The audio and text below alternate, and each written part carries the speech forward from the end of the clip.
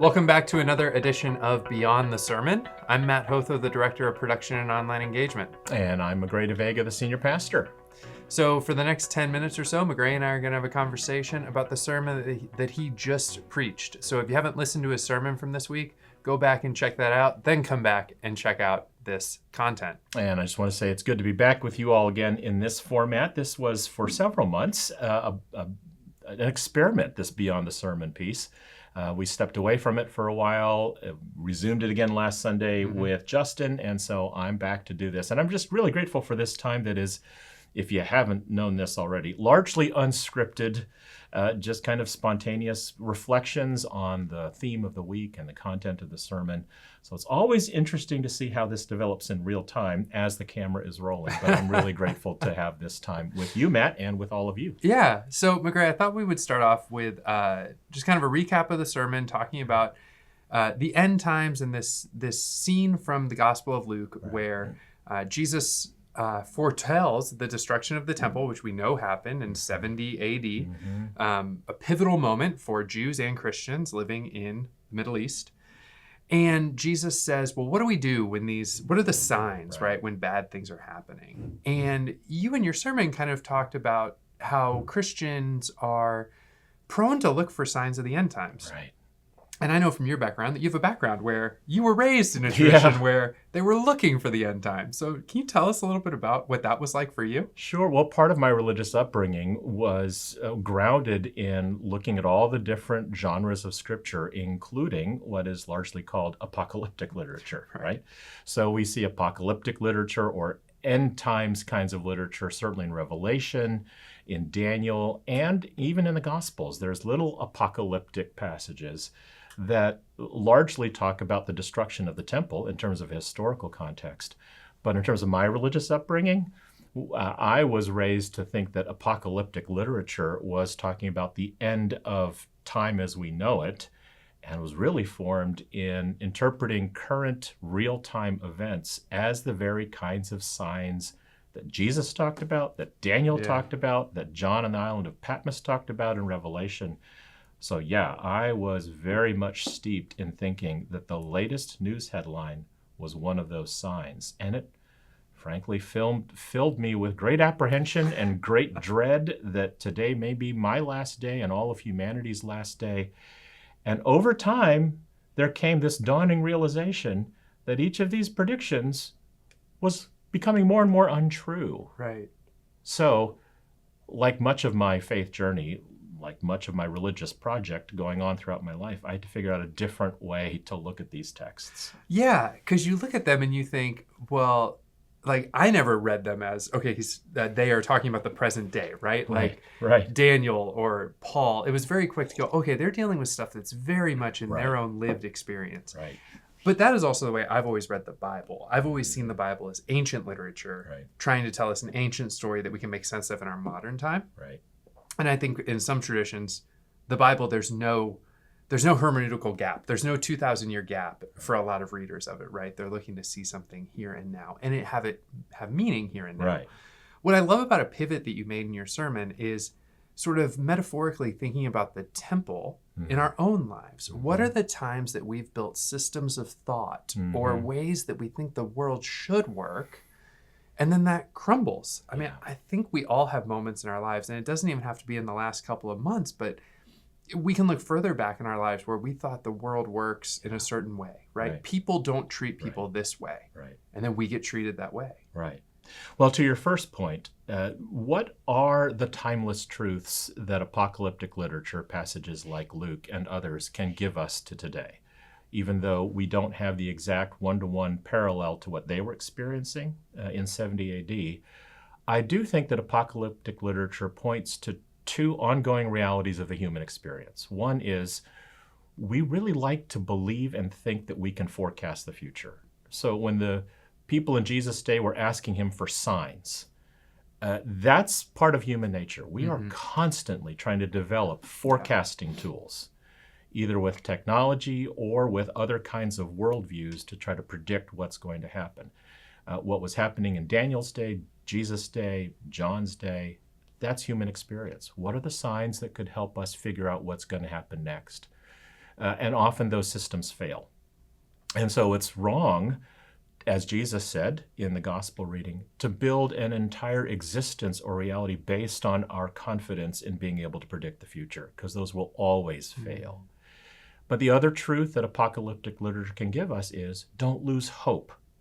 I mean, that is the continuous, timeless truth, particularly in this text. Do not lose hope. Even when everything you have built your world on to believe in crumbles, one stone will not be put on another, then don't lose hope, because even when all hope seems lost, God is still there with you.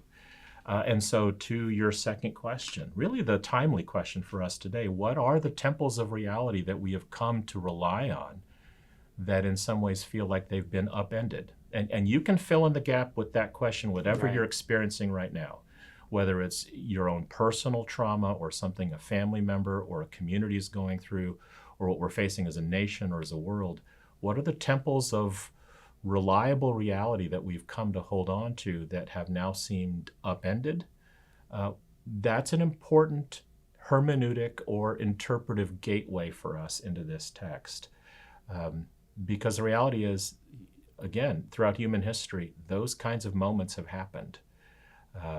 Whether it's some way we thought the world was reliable and predictable that has now been upended, or in your own life, when all you held true and thought would be resilient is now called into question. That's the temple of your reality that has been turned upside down, and it's really hard. You can begin to see then just how traumatic the destruction of the temple was for those first century Christians, because for them it wasn't just a building, it wasn't just a center of worship, it wasn't just a place where they could go, it was the embodiment of their entire worldview. As I say in the sermon, they began to question everything they thought was reliable. And if you're going through that in any way, then this is an important text for you to wrestle with. Yeah, and as I was thinking about that, a few examples came to my mind. Yeah. One was when my parents got divorced when I was like 28. Yeah, right. Right, a temple that I had built of kind of what my future was going to look like, bringing future children back home to my parents. Now it's split holidays, and that kind of thing. Not that there's animosity, but it's just a different vibe, right? Right. When we were going through disaffiliations. In fact, there might be people listening to this right now who have joined us from a disaffiliating church, right? And their own temple, quote unquote, quite literally actually, of what the church was that they worshiped in and the community that they had built is no longer. And they're having to find new home, new refuge here at Hyde Park. Right. Maybe there's people listening who haven't found refuge yet in a United Methodist church. Right. Those are all really real realities that we can just point to that people experience. It's also sort of like this idea of orientation, disorientation, reorientation. I was looking for that. Bishop Berlin talked about that a couple of months ago when he was here. This is a cycle that I think we all go through. And this is where I think when we talk about these things, it helps take the edge off of apocalyptic literature sometimes, where we can read it in the Bible and go, oh, this isn't the end of the world. This is the end of a period and the end of this is a really tough thing I'm going to be going through. But I'm not alone, right? The Bible testifies to these things going through, and that, just like our sermon series says, it's not the end of the world. It's not the end of the world. Like the worst thing can come at you. And the stories of these people in the Bible, these apocalypses in the Bible, tell us that, well, that's not the end. Right. Well, I'm so glad you brought up that really significant three-word phrase: orientation, disorientation, reorientation. Our Florida Bishop, Tom Berlin, has used that recently, and it comes from a marvelous Old Testament scholar named Walter Brueggemann. And I discovered that phrase during COVID, which in our lifetimes is one of the most disorienting times we've been through. And Walter Brueggemann reminds us that that is a three-part movement that recurs all throughout the Bible, whether you're talking about slavery in Egypt, to the exile, to the destruction of the temple. Throughout any significant moment in the life of faith, we have an orientation, in other words, an established view of reality that we thought would be resilient.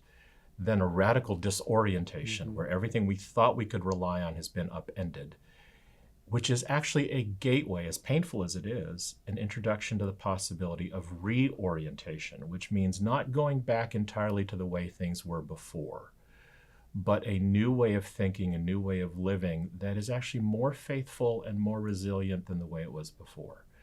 I think that's a really helpful thing to think about whenever we're feeling in that second category of disorientation. Because here's the reality.